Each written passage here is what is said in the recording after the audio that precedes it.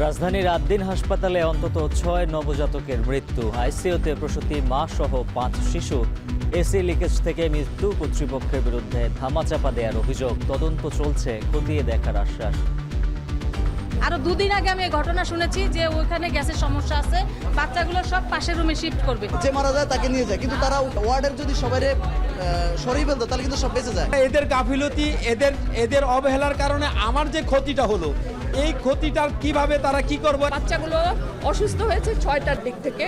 6টার সময় একসাথে 6টা বাচ্চা, তখনই কিন্তু রোগীর লোকজন এবং নার্স সহ সবাই মিলে এনআইসিইউতেই নিয়ে গিয়েছে। বাচ্চাদের মৃত্যুর কারণগুলো খতিয়ে দেখার জন্য যে সময়টা, এই সময়টা কিন্তু আমরা এখনো পাই নাই। আমরা অ্যাক্টিভ তদন্তে আছি। আমরা এটা শেষ করলে তখন আমরা আপনাদেরকে জানাতে পারবো।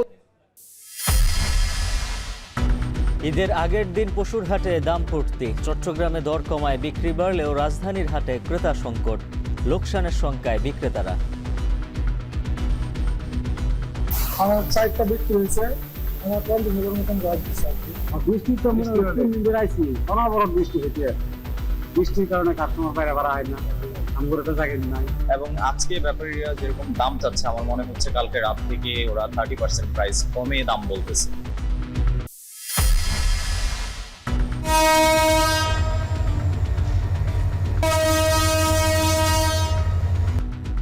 ঈদযাত্রার শেষ দিনেও ট্রেনের ছাদে ঘরমুখো যাত্রীরা। বৈরী আবহাওয়ায় ভোগান্তি।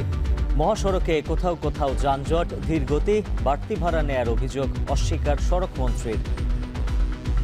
টিকিট পাই নাই, যে ভিড়ের টিকিট পাওয়াটা বড় মুশকিল। 2বার টিকিট কাটছে, 2বার টিকিট সিরা ফালাই দিচ্ছে। টাকা লেখা দিব না, কয় টাকা করে ভাড়া নিতেছে ওনারা। প্রত্যেকটা বাসওয়ালা 1,000 টাকা করে ভাড়া নিতেছে। ভাড়া বেশি নিয়েছে, বেশি চেয়েছে, এরকম দিতে হয়নি। রুটগুলিতে যান চলাচল মোটামুটিভাবে স্বাভাবিক আছে। ফাঁকা ঢাকার নিরাপত্তা নিশ্চিতে চোর ডাকাতদের তালিকা তৈরি করে ব্যবস্থা নিচ্ছে ডিএমপি। গুরুত্বপূর্ণ এলাকায় টহল জোরদার, আবাসিক এলাকায় পেট্রোলিং।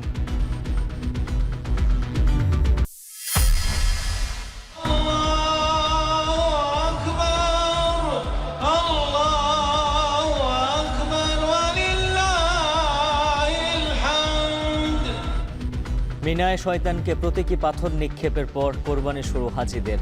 পাকিস্তান, মালয়েশিয়া সহ অনেক দেশে ঈদুল আজহা পালন। দেশের বিভিন্ন স্থানেও উদযাপন।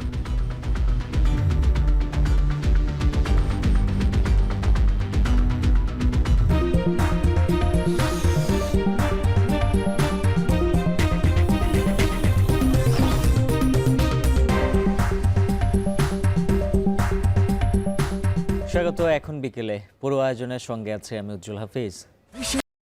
রাজধানীর আদ্দিন হাসপাতালে নবজাতক ওয়ার্ডে 6 শিশুর মৃত্যু হয়েছে। প্রাথমিকভাবে ধারণা করা হচ্ছে এসির লিকেজ থেকে বিষাক্ত কারণে এই মৃত্যু। স্বজনদের অভিযোগ, হাসপাতাল কর্তৃপক্ষের অবহেলায় করুণ মৃত্যুর কারণ।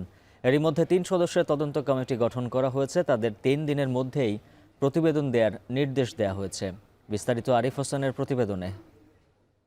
আমার মেয়ে কয় মারে, ও মা তোমারে বেবাক মাসে দুশমন লাগছে রে। কি জবাব দেবেন সৌদি প্রবাসী ছেলে সাইদুলকে? কত স্বপ্ন ছিল নবজাতককে ঘিরে। মাত্র 4 দিন আগে পৃথিবীতে এসেছে শিশুটি, এখনো নাম রাখেনি কেউ। কোরবানির ঈদে ঘটা করে নাম রাখার স্বপ্ন ছিল পরিবারের, এখন সব শেষ। ঈদের ঠিক একদিন আগে আদ্দিন হাসপাতালের 6 শিশুর মৃত্যুর ঘটনা কাঁদিয়েছে সবাইকে। পরিবারের অভিযোগ, এসির গ্যাস লিকেজ হয়ে ভোররাতে চিৎকার দিয়ে কান্না শুরু করে শিশুগুলো। এরপর একে একে মৃত্যু শুরু হয় নবজাতকদের। আরো দুদিন আগে আমি এই ঘটনা শুনেছি যে ওইখানে গ্যাসের সমস্যা আছে, বাচ্চাগুলো সব পাশের রুমে শিফট করবে। 3টার দিকে মা ফোন দিয়ে বলতেছে বাচ্চা অনেক কান্না করতেছে, তোর বোনেরও সমস্যা হইতেছে, একটা দেখ নাচ বা সিস্টার বাস কিনা। চিকুর ভাইরে খাওয়া দাওয়া করে না, ওই দুধ দেয় খায় না, আবার ফিটার দিয়ে খায় না। আমি এম করে গেলি গাছ গা। বাবার কোলে সন্তানের মরদেহ কতটা ভারী তা এই চিত্রই বলে দেয়। অসহায় পিতা কার কাছে বিচার চাইবেন তার উত্তরও অজানা, শুধু অভিযোগ অবহেলার। যে মারা যায় তাকে নিয়ে যায়, কিন্তু তারা পুরা ওয়ার্ডের যদি সবাই সরিয়ে ফেলতো তাহলে কিন্তু সব বেঁচে যায়। আমার স্ত্রী জিজ্ঞেস করলাম, বাবু তো কান্না থামতেছে না, ওরা কি নার্সি কিছু বলে নাই কেন? না বলার কারণে আমি দৌড়ে গেছি। মৃত নবজাতকদের মরদেহ নিতেও 8 দিন হাসপাতাল কর্তৃপক্ষকে গুনতে হয়েছে টাকা। অভিযুক্ত ওয়ার্ডটিতে 13 জন মা ও শিশু থাকার প্রমাণ রেজিস্ট্রি খাতায় থাকলেও কর্তৃপক্ষ বলছে ওয়ার্ড ভর্তি শিশুর সংখ্যা 11 জন। 6টা বাচ্চার ক্ষেত্রে ঘটনা ঘটছে, আর 5টা বাচ্চা জন্মগত জটিলতার কারণে তাদের ম্যানেজমেন্ট চলছে। সুতরাং ওইটা আমরা এখন কনসিডারেশনে না আনি, ওটা আমাদের মেডিকেল লিগ্যাল গ্রাউন্ড আমরা চিন্তা করব। এদিকে এই ঘটনা নিয়ে তাৎক্ষণিকভাবে সাংবাদিকদের ব্রিফ করেন হাসপাতাল কর্তৃপক্ষ। বলেন, জন্মের পর শিশুরা সুস্থ ছিল, পরে 2টি শিশু অসুস্থ হলে তাদেরকে এনআইসিইউতে নেওয়া হয়। সেখান থেকে ভেন্টিলেশনে রাখা হলেও বাঁচানো যায়নি বলে জানান হাসপাতালের চিকিৎসক ডাক্তার নাহিদা ইয়াসমিন। নিউনেটোলজিস্ট যারা আছেন তারা দেখে বলেছেন যে না, বাচ্চার ভাইটাল সাইন সবকিছু ভালো আছে, তখন কিন্তু তাকে আবার ওয়ার্ডে নিয়ে আসছে। আসলে ঘটনায় বাচ্চাগুলো অসুস্থ হয়েছে 6টার দিক থেকে। 6টার সময় একসাথে 6টা বাচ্চা, তখনই কিন্তু রোগীর লোকজন এবং নার্স সহ সবাই মিলে এনআইসিইউতেই নিয়ে গিয়েছে। অবহেলাজনিত মৃত্যু নাকি অন্য কিছু খতিয়ে দেখতে 3 সদস্যের তদন্ত কমিটি গঠন করেছে স্বাস্থ্য অধিদপ্তর। আর গুরুতর অসুস্থ শিশুদের সরিয়ে নেওয়া হবে অন্য হাসপাতালে। সাধারণ চোখে বা সাধারণ জ্ঞানে আমাদের যে চোখে যে দেখছি আর কি, আসলে এটা তো মানে সুষ্ঠু জায়গা না। অবহেলাজনিত কারণে মৃত্যু হয়েছে কিনা তদন্ত করছে সিআইডির ক্রাইম সিন ইউনিট। ইতিমধ্যেই আলামত সংগ্রহ করেছে তারা। এসিটি দেখছেন, এটির গ্যাস লিকেজের কারণে মৃত্যু হয়েছে নবজাতকদের, এমন অভিযোগ আত্মীয় স্বজন এবং পরিবারের।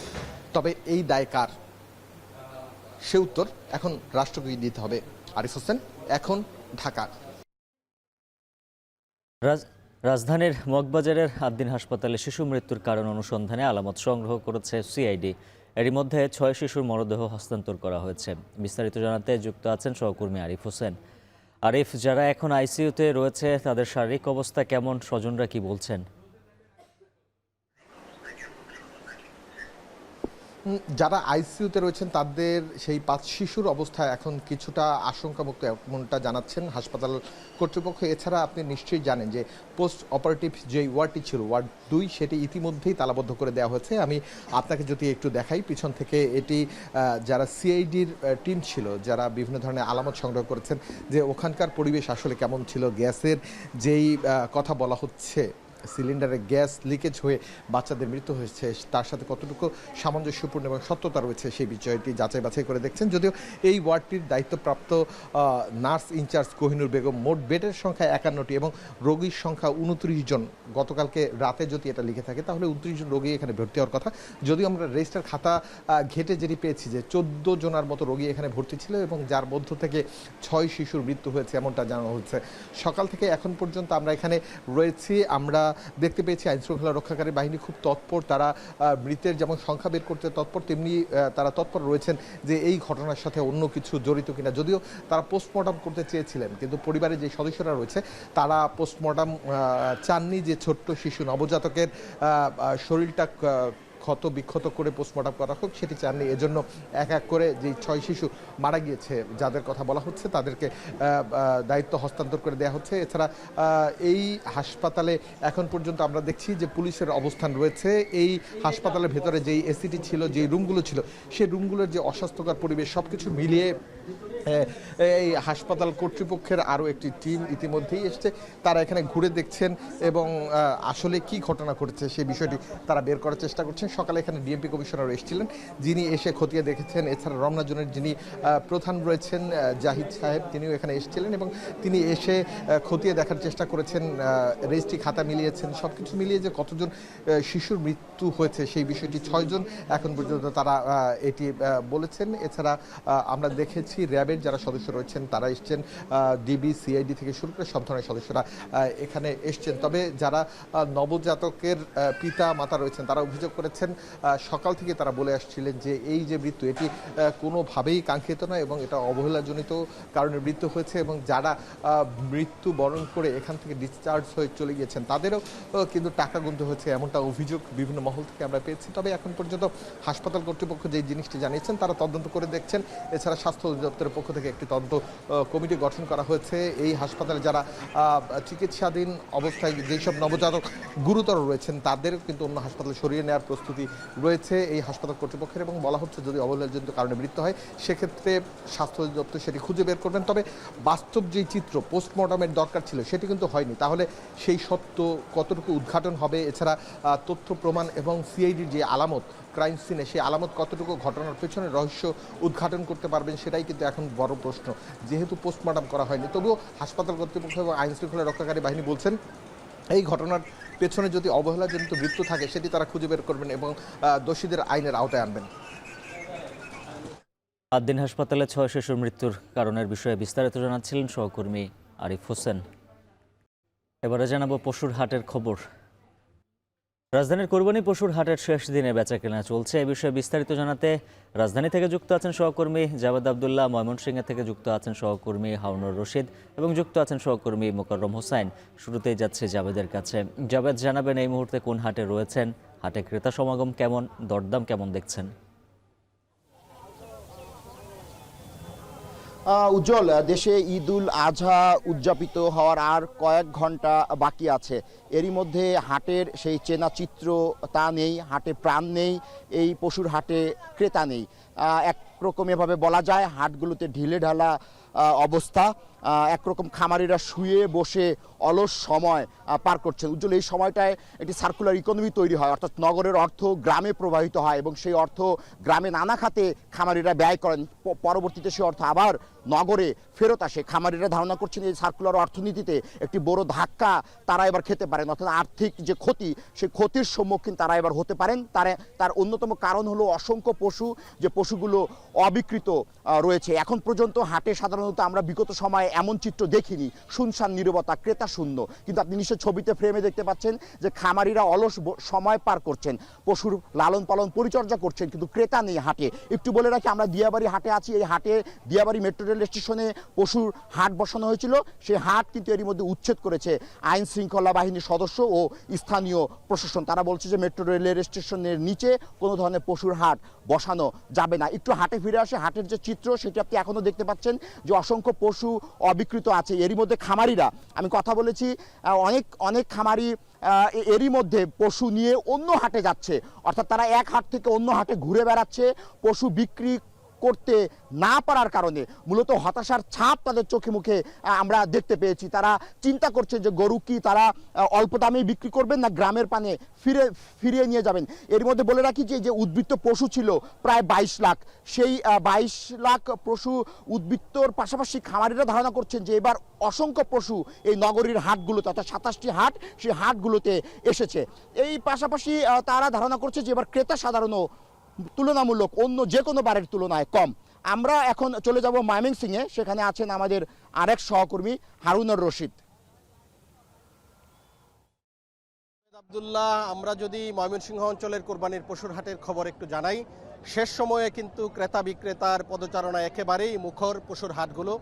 আমরা যে জায়গাটিতে রয়েছি এটি হচ্ছে ময়মনসিংহ অঞ্চলের সবচেয়ে বড় কোরবানির পশুর হাট, মুক্তাগাছার নতুন বাজার ত্রিমোহনী পশুর হাট। এখানেও কিন্তু আমরা দেখেছি যে আজকে সকাল থেকেই যারা কোরবানির পশু বিক্রি করবেন তারা কিন্তু এই হাটে এসে জড়ো হয়েছেন এবং হাজার হাজার কোরবানির পশু কিন্তু এই মুক্তাগাছার যে ত্রিমোহনী পশুর হাট সেখানে উঠেছে এবং সকাল থেকেই কিন্তু বেচাকেনাও বেশ ভালো হচ্ছে। আমরা কয়েকজন বিক্রেতার সাথে কথা বলেছিলাম যারা বিভিন্ন এলাকা থেকে কোরবানির পশু নিয়ে এসেছেন, তাদের সাথে তারা যেটি বলেছেন যে শেষ সময়ে তারা আশানুরূপ বেচাকেনা করতে পারছেন এবং যারা ক্রেতা আছেন তারাও কিন্তু শেষ সময়ে এই কোরবানির যে পশু বেচাকেনা হচ্ছে সেগুলো তারা কিনছেন।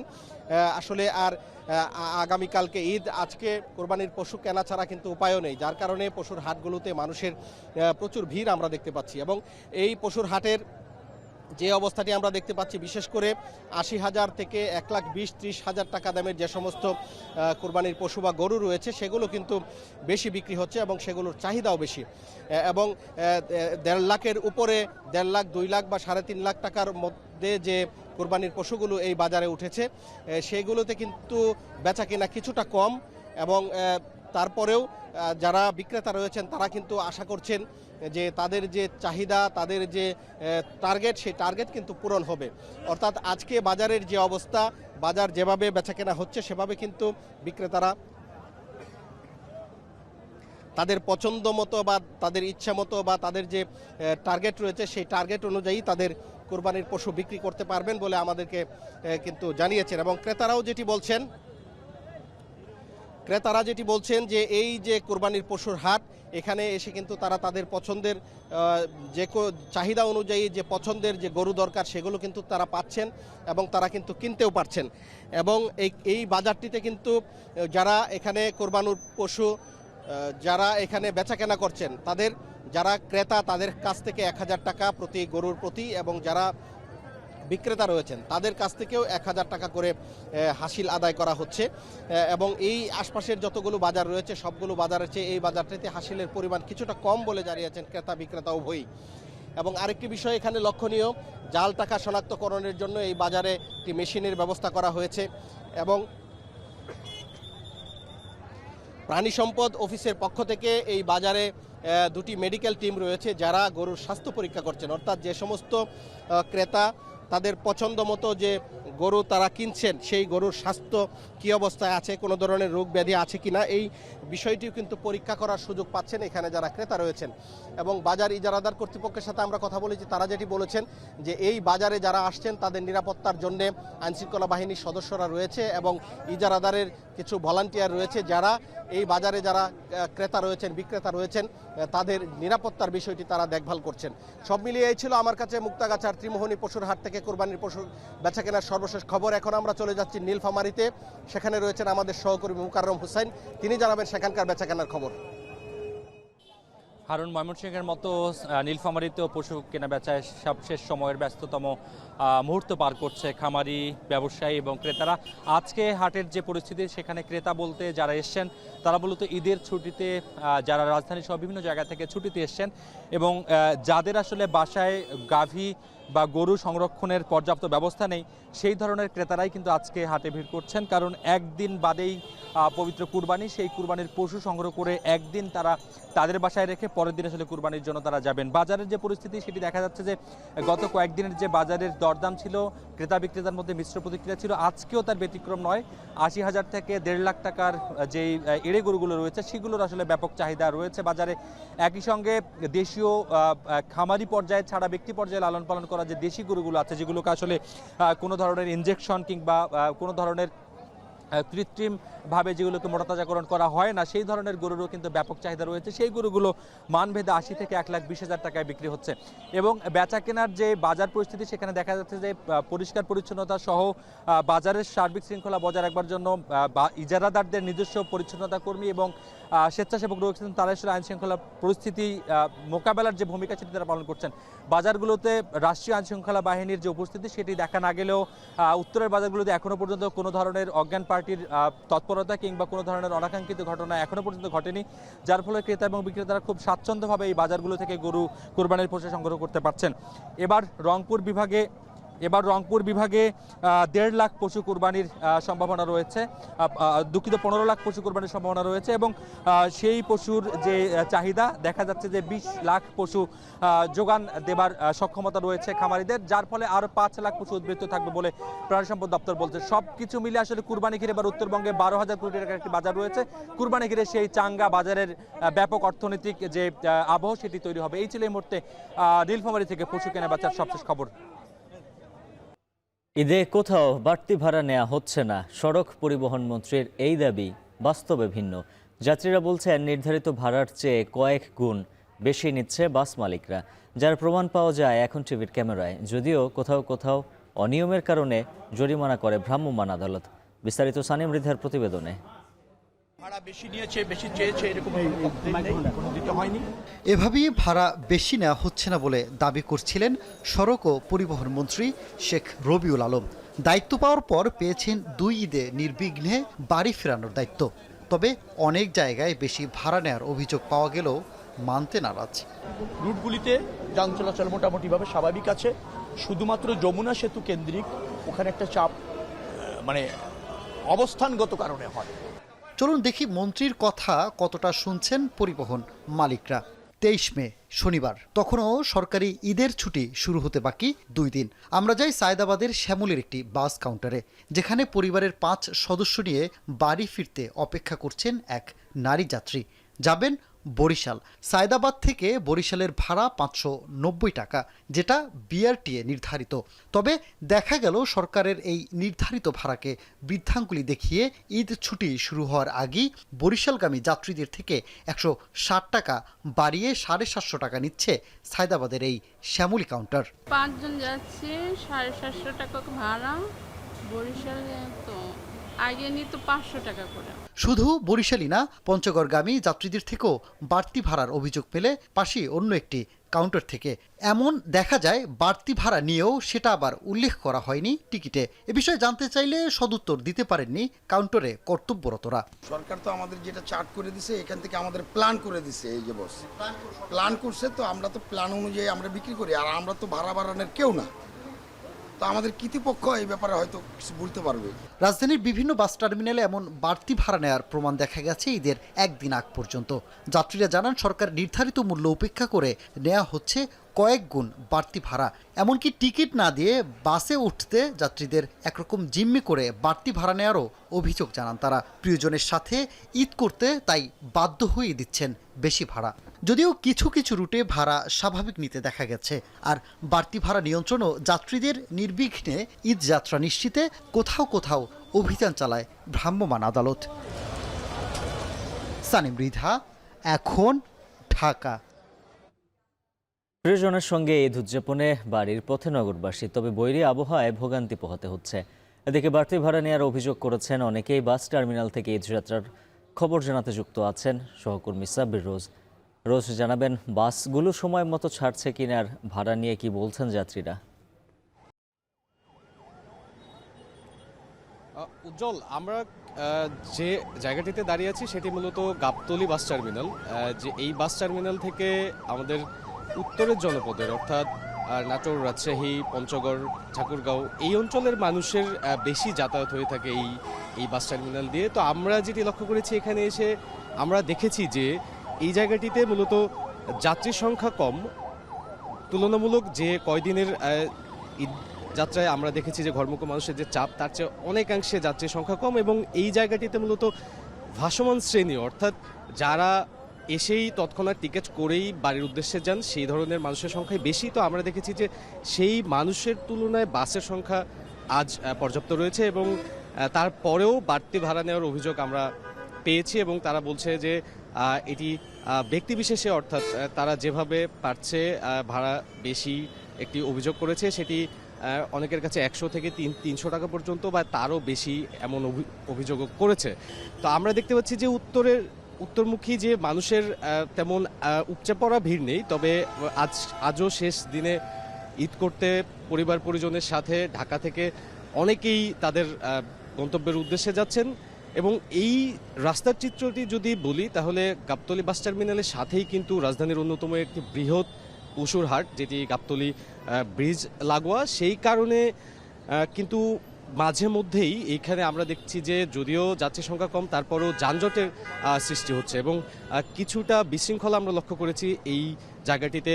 এই গরুর হাটে আমরা দেখছি যে মানুষজন তাদের পছন্দের পশু কিনে এই পথেই যেহেতু আসছেন, তো এই কারণেই কিন্তু অনেক সময়েই কিন্তু সেই বিশৃঙ্খলা আমরা লক্ষ্য করেছি। এবং আমরা দেখতে পাচ্ছি যে ঢাকামুখী যে বাসগুলো, সেই বাসগুলো বিভিন্ন অঞ্চল থেকে তারা নির্দিষ্ট সময়েই আসছেন এবং তাদের যে কাউন্টার, সেই কাউন্টারে তারা সময় মতো পাচ্ছে। এবং টিকিট, অগ্রিম টিকিট যে বাসগুলো রয়েছে, অর্থাৎ শ্যামলী, হানিফ থেকে শুরু করে যে বিষয়গুলো, যে বাসগুলো রয়েছে, সেগুলোও ঠিকঠাক সময় মতো আসছে এবং যাত্রীরা আজকের দিনে অন্তত স্বাচ্ছন্দ্যে তারা বাড়ি ফিরতে পারছেন। এবং দীর্ঘ 7 দিনের ছুটি হওয়ার কারণে শেষ সময়েই অনেক মানুষই আজ বাড়ি ফিরছে, যার মধ্যে শ্রমজীবী মানুষের সংখ্যাই আজকে আমরা বেশি লক্ষ্য করেছি। এছাড়াও ব্যক্তিগত যানবাহনেরও বেশ চাপ লক্ষ্য করেছি, যেহেতু শেষ দিনে রাস্তা ফাঁকা, সেই স্বাচ্ছন্দ্য ভরেও অনেকে যাচ্ছে। তো উজ্জ্বল, এই ছিল গাবতলী থেকে মোটামুটি সার্বিক অবস্থা।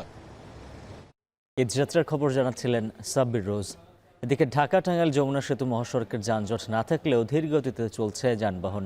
এ বিষয়ে আরও বিস্তারিত জানাতে টাঙ্গাইল থেকে যুক্ত আছেন কাউসার আহমেদ। কাউসার, জানাবেন মহাসড়কে এখন যানজট রয়েছে কিনা? থেকে 25 কিলোমিটার এলাকায় যানজট রয়েছে। আমার পেছনেই যে গাড়িগুলো কচ্ছপ গতিতে যাচ্ছে, এটি কয়েক মিনিট আগে গাড়ি টানতে শুরু করেছে। এর আগে এখানে গাড়ি থেমেছিল। আর যাত্রী যারা ছিল তারা বাস থেকে খোলা ট্রাক থেকে নেমে আশেপাশে কেউ নাস্তা করছিল, কেউ অনেকে দাঁড়িয়ে ছিল। তারা বলছিলেন যে কারো কারো ঢাকা থেকে যেখানে টাঙ্গাইল আসতে 1.5 থেকে 2 ঘন্টা সময় লাগে, তাদের 16 থেকে 17 ঘন্টা, কেউ কেউ বলছে 18 ঘন্টা সময় লেগেছে। তারা বলছেন যে সেই গাজীপুরের আগে থেকে, সাভারের আগে থেকে এই পুরো এলাকা জুড়ে যানজট ছিল। কেউ বলছে যে গতকাল দুপুরে রওনা দিয়ে আজকে যে বিকেল হয়েছে তারপরেও কেউ কেউ এই যমুনা সেতু অতিক্রম করতে পারেনি, এমনটি বলেছেন ঘরমুখ মানুষ। আর যারা রয়েছেন তারা বলছেন যে এখনো বাস গণপরিবহনের সংকট রয়েছে। আমরা জানতে পেরেছি যে এলেঙ্গা বাস স্ট্যান্ড থেকে শুরু করে রাবনা বাইপাস, নগরজোল বাইপাস সহ গুরুত্বপূর্ণ বাস স্ট্যান্ডে ঘরমুখ মানুষের উপচে পড়া ভিড় রয়েছে। ভিড় থাকলেও যারা বাড়ি যাবে নারীর টানে, কিন্তু গণপরিবহন বাস এগুলো সংকট রয়েছে, যে কারণে অনেকেই 2 থেকে 3 ঘন্টা, কেউ 4 ঘন্টা দাঁড়িয়ে থেকেও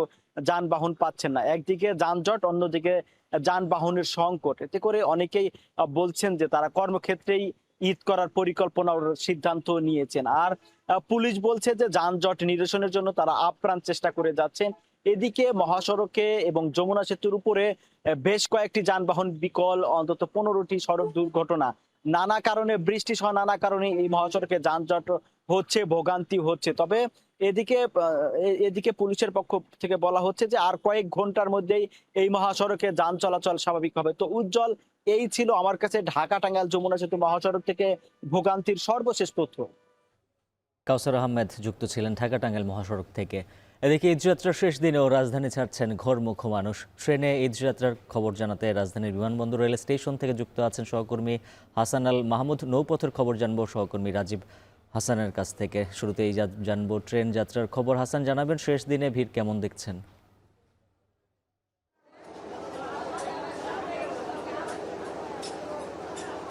উজ্জ্বল, সকাল থেকে আমরা দেখছি যে ট্রেনেও কিন্তু যথেষ্ট পরিমাণে মানুষের সমাগম দেখা যাচ্ছে। এই মুহূর্তে আমরা বিমানবন্দর স্টেশনে দেখছি যে প্রচুর পরিমাণে মানুষ প্রত্যেকটি ট্রেনে আসছে, যদিও সেটি 10 থেকে 15-20 মিনিট এরকম কিছুটা দেরিতে আসছে। তবে সেটি যে কয়েক ঘন্টা দীর্ঘ যে ভোগান্তি, সেটি কিন্তু এখন পর্যন্ত সাধারণ মানুষের পক্ষ থেকে আমরা দেখছি না। এবং এই মুহূর্তে আমরা দেখছি যে যথেষ্ট পরিমাণে মানুষ আসছে এবং প্রতি মুহূর্তে কিন্তু এখান থেকে ট্রেন ছেড়ে যাচ্ছে। ফলে মানুষের সংখ্যা খুব বেশি কিন্তু থাকছে না, যেহেতু ট্রেন ছেড়ে যাচ্ছে। ফলে যারাই আসছেন তারা কিন্তু তাদের নির্ধারিত গন্তব্যে চলে যাচ্ছেন। এবং আমরা কিছু কিছু ট্রেনে দেখছি যে আসলে ছাদের উপরে যাবার যে প্রবণতা, সেটিও কিন্তু এখন পর্যন্ত লক্ষ্য করা যাচ্ছে। এবং অধিকাংশ ক্ষেত্রে আসলে এখানকার যে আইনশৃঙ্খলা রক্ষাকারী বাহিনীর সদস্যরা রয়েছেন তারা কিন্তু যথেষ্ট চেষ্টা করে সেটি নিবারণ করতে পারছেন না। বিশেষ করে যেসব উত্তরবঙ্গের এবং দক্ষিণবঙ্গের যেসব ট্রেন, সেগুলোতে কিন্তু যথেষ্ট পরিমাণে মানুষের চাপ। এছাড়া দেয়ানগঞ্জ, জামালপুর যেসব ট্রেন রয়েছে উত্তর পূর্বাঞ্চলে, সেগুলোতেও কিন্তু যথেষ্ট পরিমাণে যাত্রীর চাপ এই মুহূর্তে আমরা লক্ষ্য করছি। সেখানে যদিও সেটি সারা বছরই কম বেশি থাকে, তবে ঈদকে কেন্দ্র করে গত কয়েকদিনে যে যাত্রীর চাপ, সেটি কিন্তু আজকেও আমরা বিমানবন্দর স্টেশনে লক্ষ্য করেছি। গতকালকে আমরা দেখেছিলাম এই স্টেশনে কিন্তু প্রচণ্ড পরিমাণে ভিড় ছিল। এখন যে পরিমাণে আমরা ভিড় এখানে দেখতে পেয়েছি, এর চেয়ে অন্তত কয়েক গুণ বেশি সাধারণ মানুষের, যাত্রীদের এখানে ভিড় ছিল। তবে আজকে কিন্তু শেষ দিন হওয়ায় কিছুটা যাত্রীর চাপ কম রয়েছে বলে গতকালকে চেয়েও, যদিও শেষ দিনে আসলে মানুষের যে যাত্রীর চাপ এবং টিকিট প্রাপ্তির যে সক্ষমতা, সেটি কিন্তু নিরাপত্তা বাহিনীর সদস্যরা সর্বোচ্চ তৎপরতার সাথে দেখাচ্ছেন এবং টিকিটের বাইরে আসলে কাউকে ট্রেন স্টেশনে প্রবেশ করতে দিচ্ছে না। ফলে যাত্রীর সংখ্যাটা কিছুটা কম। তো এই ছিল আমার কাছে এখান থেকে সবশেষ পরিস্থিতি। উজ্জ্বল, লঞ্চ টার্মিনাল থেকে যুক্ত আছেন রাজীব হোসেন। রাজীব, জানাবেন এখন কোন কোন গন্তব্যে ছেড়ে যাচ্ছে লঞ্চ, আর লঞ্চের যাত্রী চাপ কেমন রয়েছে?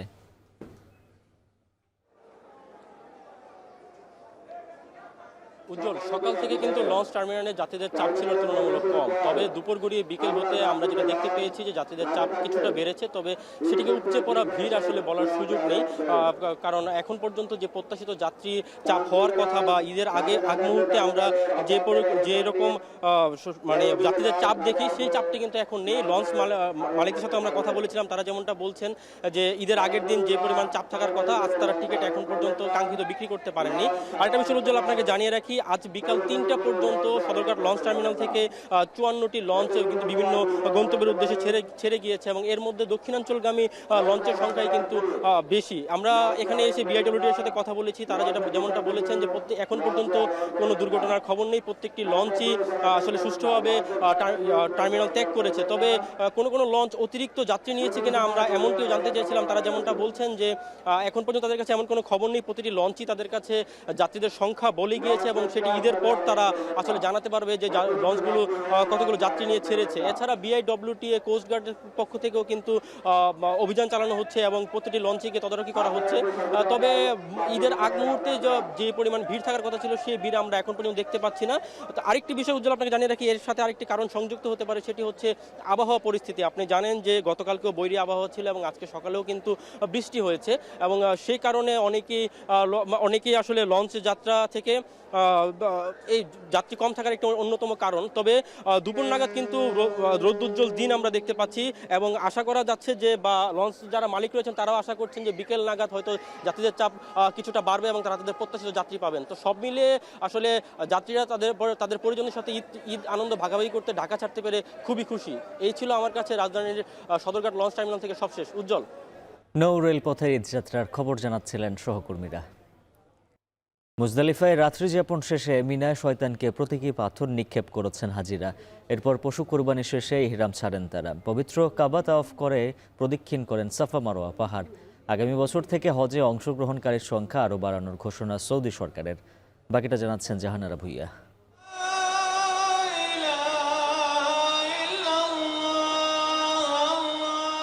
মুজদালিফার ময়দানে খোলা আকাশের নিচে রাত্রিযাপন শেষে সূর্যোদয়ের সঙ্গে সঙ্গে মিনার উদ্দেশ্যে পায়ে হেঁটে রওনা দেন হাজিরা। সেখানে ফিরে জামারায় শয়তানকে প্রতীকী পাথর নিক্ষেপ করেন তারা। বড় শয়তানকে মারা হয় 7টি কঙ্কর। যদিও ধাপে ধাপে বড় ও ছোট শয়তানকে মোট 21টি কঙ্কর নিক্ষেপ করা ধর্মীয় নীতি অনুযায়ী ওয়াজিব। মুজদালিফা থেকে এসব পাথর সংগ্রহ করেছিল হাজিরা। এরপর পশু কোরবানির শেষে মাথা মুন্ডন করে ইহরাম ছাড়েন মুসল্লিরা। একই দিন পবিত্র কাবা তাওয়াফ করে সাফা মারোয়া সাই করেন।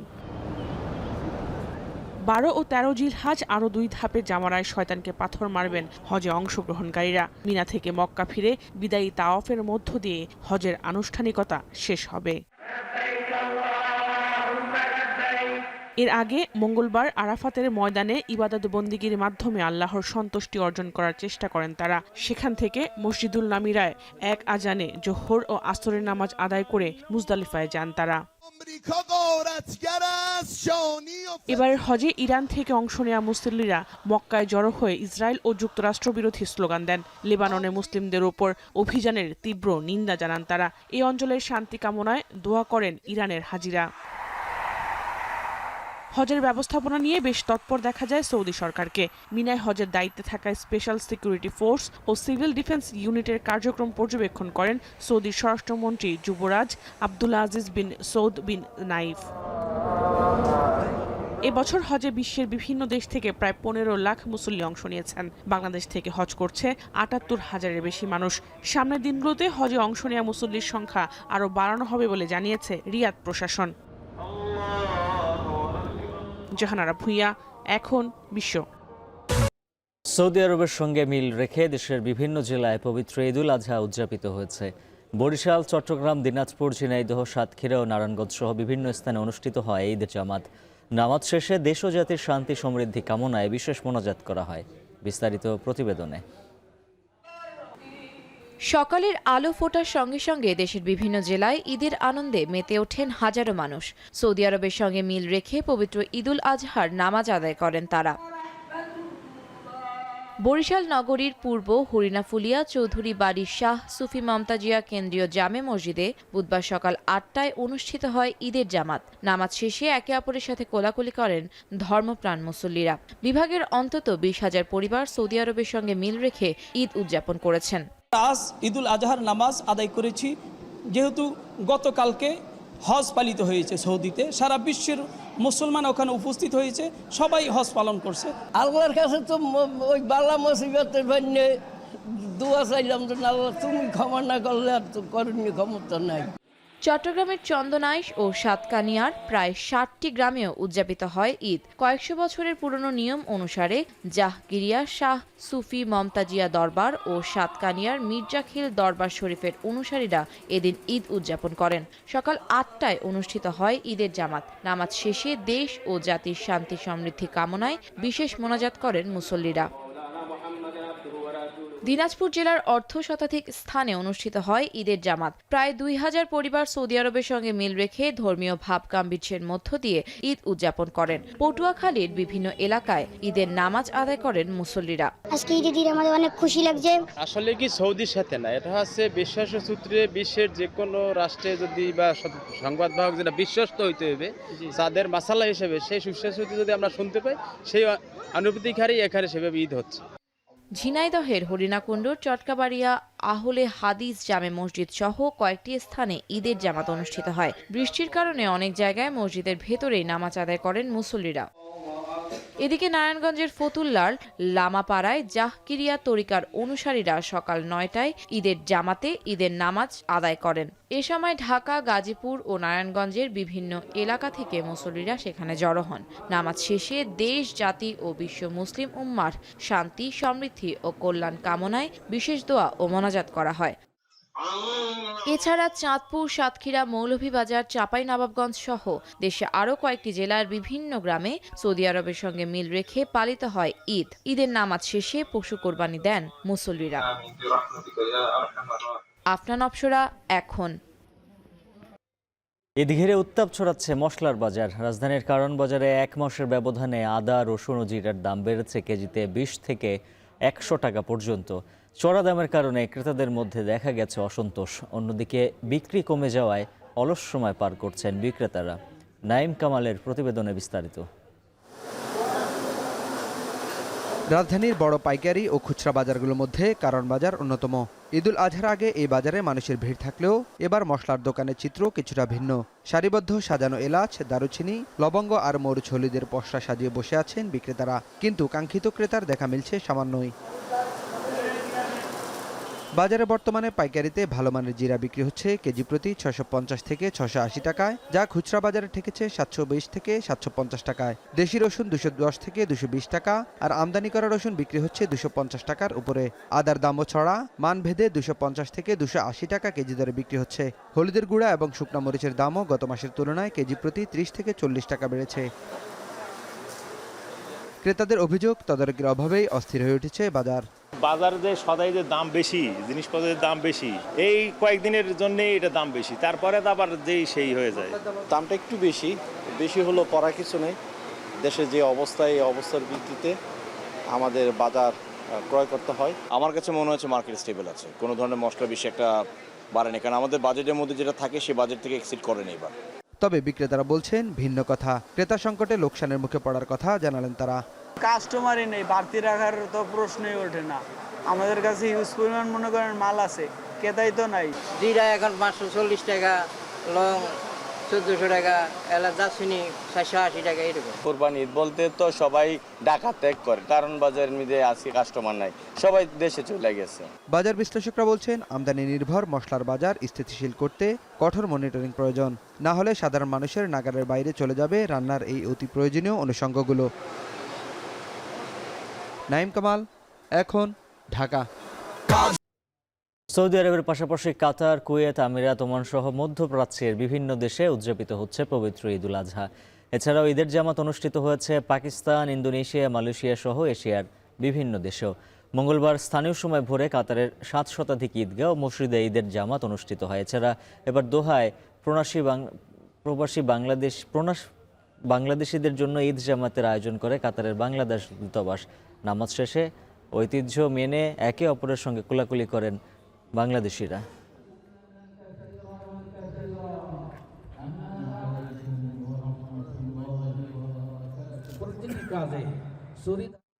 আর এই ছিল এখন বিকেলের আয়োজনে। এখন টেলিভিশন ওয়েবসাইটে দেখতে ভিজিট করুন এখন.টিভি, ফেসবুকে দেখুন facebook.com/tv.এখন, সরাসরি ইউটিউবে দেখুন youtube.com/c/এখন টিভি।